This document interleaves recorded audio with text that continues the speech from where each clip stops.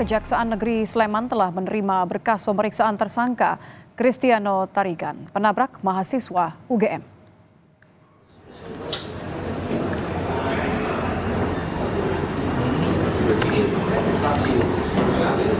Kristiano Tarigan, tersangka kasus kecelakaan yang menewaskan mahasiswa Fakultas Hukum UGM, Argo Eriko Afandi, hingga hari ini masih menjalani masa penahanan di Mapolresta Sleman. Kristiano Tarigan ditahan di Polres Sleman usai ditetapkan tersangka pada tanggal 27 Mei 2025. Polisi menyebut Kristiano menabrak Argo karena faktor kelelahan sehingga tidak konsentrasi saat berkendara. Polisi juga mengungkap Kristiano tidak melakukan upaya pengereman untuk menghindari kecelakaan.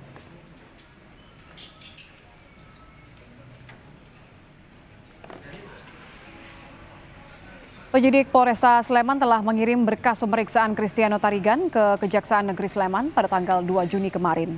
Pihak Kejaksaan Negeri Sleman menyebut masih butuh waktu untuk mempelajari berkas pemeriksaan Kristiano sebelum kasus ini siap naik ke persidangan. Kecelakaan yang menewaskan Argo Eriko Afandi terjadi pada Sabtu dini hari 24 Juni 2025 di Jalan Palagan, Sleman, Yogyakarta. SPDP terkait laka lantas sudah kita terima di tanggal 28 Mei 2025. Terus yang langkah selanjutnya yang dilakukan oleh Kejaksaan apa? Langkah selanjutnya ini berkas perkara juga sudah dikirim hari ini tanggal 2 Juni 2025. Selanjutnya nanti jaksa akan melakukan penelitian terhadap berkas perkara ini.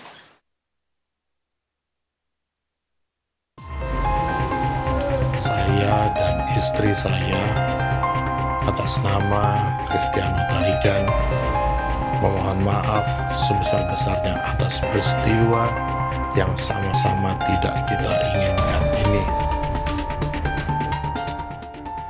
Ayah Kristiano Tarigan, pengemudi mobil BMW yang menabrak mahasiswa Fakultas Hukum UGM, Argo Eriko di Jalan Palagan, Kabupaten Sleman hingga tewas, minta maaf kepada keluarga Argo atas perbuatan anaknya. Selain meminta maaf, ayah Kristiano juga membantah memberikan sejumlah uang kepada keluarga Argo sebagai bentuk upaya damai. Tak hanya kepada keluarga, ayah Kristiano juga meminta maaf kepada institusi tempat ia bekerja yang terseret atas kegaduhan peristiwa ini. Namun, ayah Kristiano tidak menjelaskan apapun soal penggunaan plat palsu pada mobil BMW yang digunakan saat menabrak Argo. Pada kesempatan ini juga saya ingin menyampaikan permohonan maaf kepada semua pihak yang dirugikan atas kegaduhan yang terjadi akibat peristiwa ini, termasuk tempat saya bekerja maupun institusi lain. Semua ini merupakan murni permasalahan keluarga kami. Membayar dengan sejumlah nilai tertentu kepada keluarga almarhum Argo. Informasi itu tidak benar. Kami belum pernah melakukan pembicaraan dengan keluarga almarhum Ananda Argo tentang hal itu, melainkan baru sebatas mengenai pemulangan jenazah sampai pada pemakaman. Sementara polisi sudah memeriksa 3 orang saksi dalam kasus penggunaan plat palsu pada mobil Kristiano Tarigan saat menabrak Argo Eriko.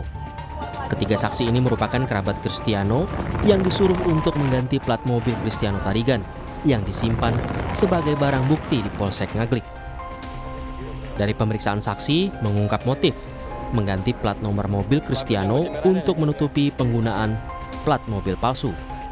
Gelar perkara apabila cukup jadi tersangka. Tapi kalau gambarannya ya pasti jadi tersangka. Hubungan 3 orang itu dengan Kristiano itu sebenarnya apa? Hubungannya kerabat. Ya, itu motif dan niatnya adalah supaya tidak diketahui bahwa pada saat kejadian atau sebelum kejadian dan pada kejadian mobil tersebut menggunakan plat nomor palsu. Pihak keluarga Argo Eriko menyerahkan sepenuhnya proses hukum kepada polisi dan meminta agar polisi tetap transparan dalam proses penyidikan kasus kecelakaan lalu lintas yang menewaskan Argo. sesaat sebelum dan sesudah itu tolong dikawal lah gitu loh, sehingga baik aparat dan semua yang berwenang itu betul-betul menjalankan tugasnya dengan sebaik-baiknya. Saya yakin lah bahwa kita masih mempercayakan ini kepada pihak-pihak berwenang termasuk kepolisian maupun kuasa hukum kami. Kini polisi telah melimpahkan berkas penyidikan kasus kecelakaan Argo dengan tersangka Kristiano Tarigan ke Kejaksaan Negeri Sleman. Namun terkait kasus plat palsu mobil milik Kristiano Tarigan, polisi belum menetapkan tersangka dalam kasus ini. Tim Liputan, Kompas TV.